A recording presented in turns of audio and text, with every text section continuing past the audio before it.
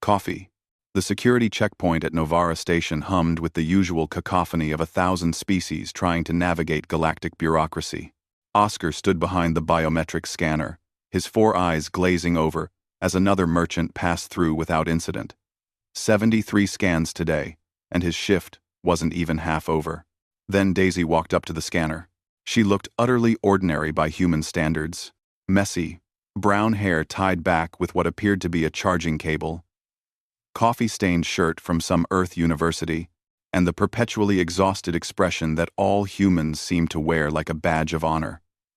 She dropped her duffel bag on the conveyor belt and yawned. "Morning," she mumbled, though it was station afternoon. Oscar gestured toward the scanner with a manipulator appendage. Standard procedure. He'd processed 47 humans this month alone. Ever since Earth had joined the Galactic Collective 3 years ago, they'd been spreading through the stations like some kind of enthusiastic infestation. Daisy stepped into the scanner. Every alarm in the security station erupted simultaneously. The holographic display exploded into colors Oscar had never seen in his 15 years of security work. His terminal shrieked warnings in 8 different languages. The scanner's VI core, a system built by the precursors themselves, 12 million years ago, and still considered the most advanced technology in the galaxy, began displaying readouts that made Oscar's primary heart skip a beat. Precursor-Class entity detected. Genetic architecture. Multiversal origin. Threat assessment. Incalculable. Reality manipulation potential. Maximum. The entire security checkpoint fell silent. Every species in line took several steps back. Oscar's supervisor, a Vraxian battle commander with 2 centuries of experience, actually dropped the datapad he was holding. Daisy stepped out of the scanner, looked at the flashing lights, then looked at Oscar. "So, does this mean I get free coffee? Or..." Oscar's translator implant struggled with the casual tone. No entity ever flagged as Precursor-Class had spoken before. Most precursor artifacts didn't speak at all. They simply existed. Incomprehensible and terrifying. Scattered across the galaxy as reminders of a civilization so advanced they'd apparently transcended physical reality itself. "Ma'am," Oscar managed, his voice stammering in 3 of his 4 vocal cords, "the scanner has identified you as..." "Yeah, I can read," Daisy interrupted, squinting at the holographic display. "Precursor-Class. Multiversal origin. That's new. Last week, some scanner said I had unrecognized quantum signatures. The week before that, one flagged me for impossible cellular regeneration. Is this going to take long? I have a meeting in Bay 23 inches, 20 minutes. Oscar stared at her. His supervisor was now on 3 different communication channels, likely calling every military authority within 6 sectors. Station weapons were probably coming online. And this human was asking about a meeting. "Ma'am, I need you to remain calm."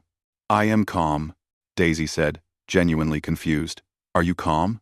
You look stressed. Is it the alarms? Because honestly, alarms go off around humans a lot. Our biology is weird. I get it." "Your biology is weird?" Oscar's voice cracked across all frequencies. "Ma'am, the scanner is saying you share genetic markers with the precursors, the civilization that built the mass relay network. That created the scanner you're standing in front of. They disappeared 12 million years ago. And according to this, you..."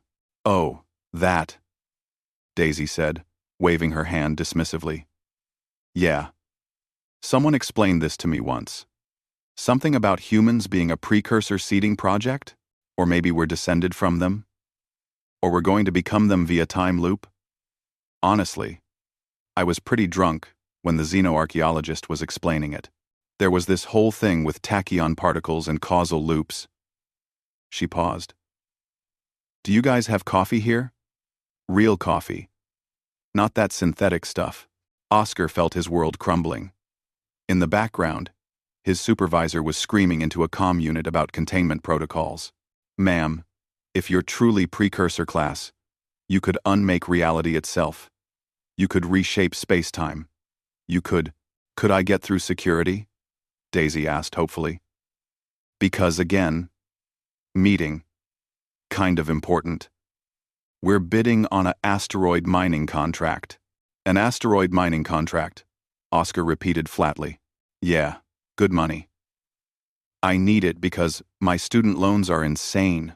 Apparently, getting a degree in quantum engineering from MIT still requires you to pay tuition, even if you're technically a cosmic horror in human form. She grinned at her own joke. The security station's main doors burst open. A full collective rapid response team stormed in, weapons primed, wearing armor designed to withstand stellar-class threats.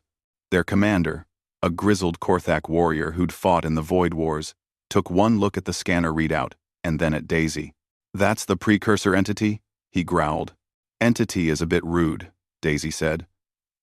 I prefer person. And I'm really not trying to be difficult here.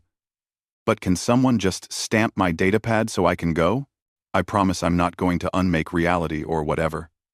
I'm just trying to make rent. The commander looked at Oscar. Oscar looked at his supervisor. His supervisor looked at the scanner readout, which was now also displaying. Subject appears unaware of capabilities. Possible psychological suppression. Recommend non-hostile engagement. Ma'am, the commander said carefully. Do you understand what you are? Daisy shrugged. I'm an engineer from Cleveland. I like coffee, bad sci-fi movies, and not being late for meetings. What else is there to understand? The commander's weapon lowered slightly. The precursors were the most advanced civilization in galactic history. They built technology we still can't comprehend. They may have transcended physical reality itself. Cool, Daisy said. But like, in the present tense, I'm a contractor who really needs this job. There was a long silence. Finally, Oscar reached over and stamped her datapad. Bay 23, he said weakly. Take corridor C. Coffee stand is on the left. Daisy's face lit up. Thanks. You're a lifesaver. She grabbed her duffel bag from the still-frozen conveyor belt and headed toward the corridor. Then she paused and turned back. Oh, and if the scanner acts up with the next human, just tell them to stand on one foot. Confuses the quantum sensors or something. Worked for my roommate last month. She left, whistling something that Oscar's translator identified as an Earth song called Don't Stop Believin'. The rapid response team stood frozen. The commander holstered his weapon. Report this as a false positive, he said finally. Sir? Oscar asked. False. Positive. The commander looked tired. If humans really are Precursor-Class, and they don't know it. The galaxy isn't ready for that conversation.